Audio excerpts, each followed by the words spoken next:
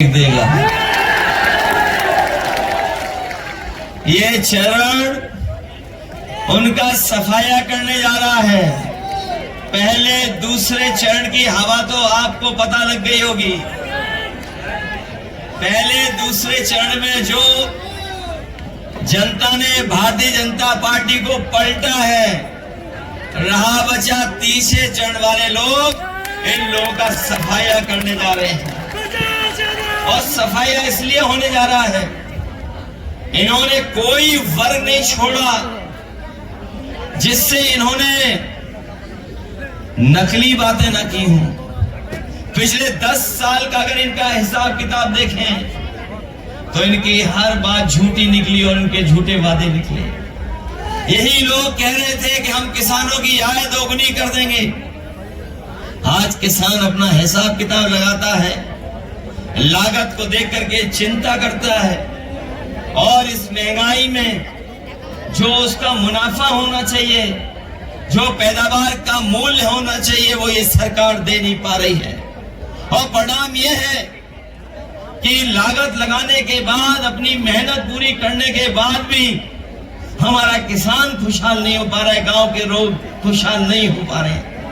जो लोग कहते थे आय दोगुनी कर देंगे, उन्होंने 3 काले कानून लाने का काम किया था और उनकी साजिश थी कि हम किसानों की जमीन भी छीन लें, उनकी पैदावार पे भी कब्जा कर लें। लेकिन हम अपने किसानों को बधाई देना चाहते हैं, वो जाकर के दिल्ली में धरना दिया, बैठे रहे, कीलें लगी, दीवारें बनाई गई, ट्रैक्टरों को डीजल नहीं भरने दिया, लेकिन उन्होंने अपना आंदोलन पीछे नहीं किया और तब तक डटे रहे जब तक सरकार ने 3 काले कानून वापस नहीं ले। लेकिन अभी लड़ाई किसानों की खत्म नहीं हुई है। ये वही लोग हैं जो एमएसपी देने से पीछे हट रहे हैं।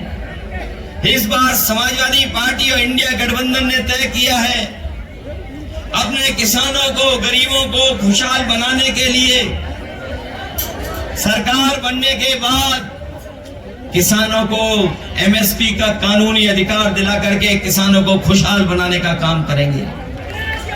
ये लोग जो विकसित यात्रा कर रहे थे, गांव-गांव जाकर के अपनी पार्टी का प्रचार कर रहे थे, हमारे प्रधान और गांव के रहने वाले लोग जानते होंगे, अगर प्रधानों ने सहयोग न किया होता तो इनकी विकसित यात्रा भी गांव नहीं पहुंच पाती। विकसित यात्रा, यह हमारा किसान तभी विकसित और खुशहाल होगा जब उसकी पैदावार की सही कीमत मिलेगी।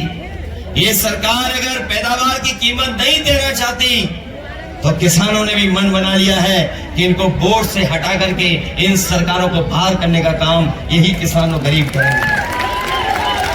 केवल एक धोखा नहीं, जो लोग जानकार होंगे वो जानते होंगे, इन्होंने किसानों से वादा किया था कि उनकी भी मदद की जाएगी, कर्ज माफ किया जाएगा। बड़े बड़े उद्योगपतियों का तो कर्ज माफ कर दिया, लेकिन हमारे किसानों का कर्ज माफ नहीं किया। जिस समय कर्ज माफ करने का फैसला सरकार ने लिया उद्योगपतियों का, सरकार ने कहा कि जिन उद्योगपतियों का, बड़े लोगों का 5 करोड़ से ऊपर बैंकों से कर्ज है, उन्हीं का कर्ज माफ होगा। हमारा किसान मायूस रह गया, क्योंकि किसान का कर्ज करोड़ों में नहीं है, लाखों में है। हम अपने किसान भाइयों को और गांव के रहने वालों को भरोसा दिलाना जा रहे हैं, इंडिया गठबंधन समाजवादी सरकार बनेगी तो आपका भी कर्ज पूरा का पूरा माफ होगा। अगर उद्योगपतियों का माफ हो सकता है तो हमारे किसानों का कर्ज क्यों नहीं माफ होगा। मैं देख रहा हूं कि कभी कभी कुछ नौजवान ये अहीर रेजिमेंट की भी पत्ती ऊपर कर देते हैं। मुझे याद है 2019 का चुनाव, हमने कहा कि अकेली अहीर रेजिमेंट नहीं बनेगी, इसके साथ साथ गुजरात की भी रेजिमेंट बनेगी। अगर आप और हम लोग फौज में जाकर के देश की सेवा करना चाहते हैं तो और प्रदेश के लोग भी आए और सेवा करें। लेकिन जो लोग भारत माता की जय के नारे लगाते हैं, कोई कार्यक्रम, कोई सभा बिना भारत माता की जय किए खत्म नहीं होती। हम और आप लोग भी भारत माता की जय बोलते हैं, लेकिन दुर्भाग्य देखो, जो फौज हमारी सीमा पे खड़ी होती है, जो अलग सी परिस्थितियों में देश की सीमा के 7 तारीख को वोट पड़ने जा रहा है। ये तीसरे चरण का चुनाव है। बदायूं से लेकर के मैनपुरी, बदायूं से भी नेताजी सांसद रहे, आपने चुनकर के भेजा। जितना लगाव उनको मैनपुरी इटावा से था, उससे ज्यादा लगाव बदायूं की जनता से भी नेताजी का हमेशा था। और जब भी हम लोग सरकार में आए, बदायूं को कभी विकास में पीछे नहीं छोड़ा। चाहे सड़कें बनानी हो, चौड़ी चौड़ी सड़कें बनी, चाहे बिजली के इंतजाम के लिए सबस्टेशन बनाना पड़ा हो, चाहे अपने गरीब लोगों के स्वास्थ्य की चिंता कर करके मेडिकल कॉलेज दिया हो, और चाहे एम्बुलेंस से लेकर के 100 नंबर वाली व्यवस्था की हो। समाजवादी सरकार में हर व्यवस्था करने का काम किया। चाहे लैपटॉप बांटने की बात रही हो, और चाहे और सुविधा देने की बात रही हो, समाजवादी सरकार में सुविधा हमेशा देने का काम हुआ।